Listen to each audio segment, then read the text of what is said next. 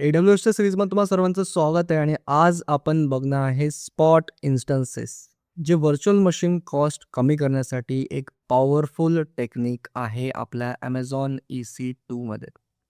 Spot instances म्हणजे काय? AWSकडे काही अनयुज्ड कम्प्यूट कॅपॅसिटी असते.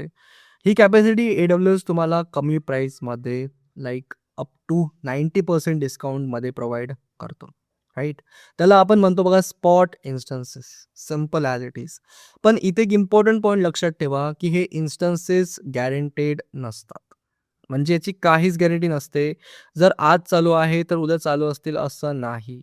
हे कधी पण बंद होऊ शकतात. AWSला वाटेल की मला बंद करायचं, AWS त्यांना बंद करून देईल. Simple as it is. म्हणून याला आपण म्हणतो बघा स्पॉट इन्स्टन्सेस. जर AWSला त्याचा रिसोर्स परत पाहिजे असेल, तर ते तुमचं स्पॉट इन्स्टन्स लाईक टर्मिनेट करू शकता, म्हणजेच की बंद करू शकतात. युजुअली AWS तुम्हाला शॉर्ट नोटीस देतो अराउंड 2 मिनिट्स आणि म्हणून स्पॉट इन्स्टन्सेस स्टेबल नसतात. सो तुम्हाला असं वाटत असेल की जर हे AWS कधी पण बंद करू शकतो, तर मग हे यूज कुठं होतात? सो हे यूज होतात बघा जसं बॅच प्रोसेसिंगसाठी, डेटा ॲनालिसिससाठी, म्हणजे अशा जॉब्ससाठी यूज होतात की जे इंटरप्ट झाले तरी रिस्टार्ट करता येतात. या गोष्टीसाठी आपण जसं स्पॉट इन्स्टन्सेस यूज करू शकतो. सो आता आपण समजून घेऊया की आपण स्पॉट इन्स्टन्सेस कशासाठी वापरू नये. वेब ॲप्लिकेशन्ससाठी आपण हे नाही वापरणार. प्रोडक्शन सिस्टमसाठी, क्रिटिकल ॲप्लिकेशन्ससाठी आपण स्पॉट इन्स्टन्सेस कधीच यूज करणार नाही. जसं वेब ॲप्लिकेशन्स झालं, जे 24/7 चालू पाहिजे, त्यासाठी आपण जसं हे स्पॉट इन्स्टन्सेस यूज करणार नाही. जसं आपण आपल्या AWSमध्ये आलो आहे, सो आपल्याला आता कन्फिगर करायचं आहे स्पॉट इन्स्टन्स. कसं कन्फिगर करायचं पूर्ण डिटेलमध्ये बघूया. सो आता आपण एखादा इन्स्टन्स वगैरे लॉन्च करणार नाही आहे, बट मी तुम्हाला आता सांगणार आहे की स्पॉट इन्स्टन्स कसं कन्फिगर करायचं. Right guys?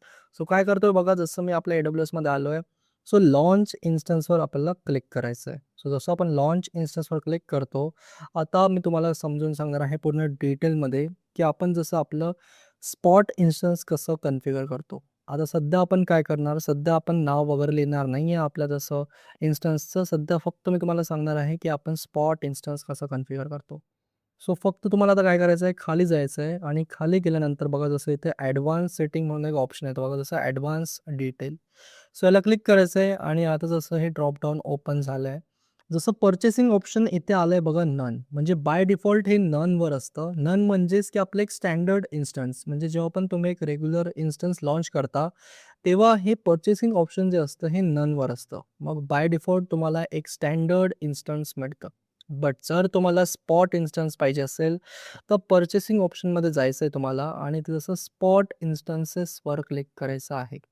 सो हे जे इन्स्टन्स आता लॉन्च होणार, हे स्पॉट इन्स्टन्स लॉन्च होणार. म्हणजे AWS हे इन्स्टन्स तुमच्याकडनं कधी पण घेऊ शकते.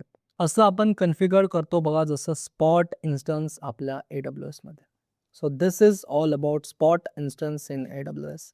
आणि AWSला जर कधी वाटलं की मला हे तुमच्याकडनं काढून घ्यायचं आहे, तर AWS कधी पण हे इन्स्टन्स तुमच्याकडनं काढून घेणार.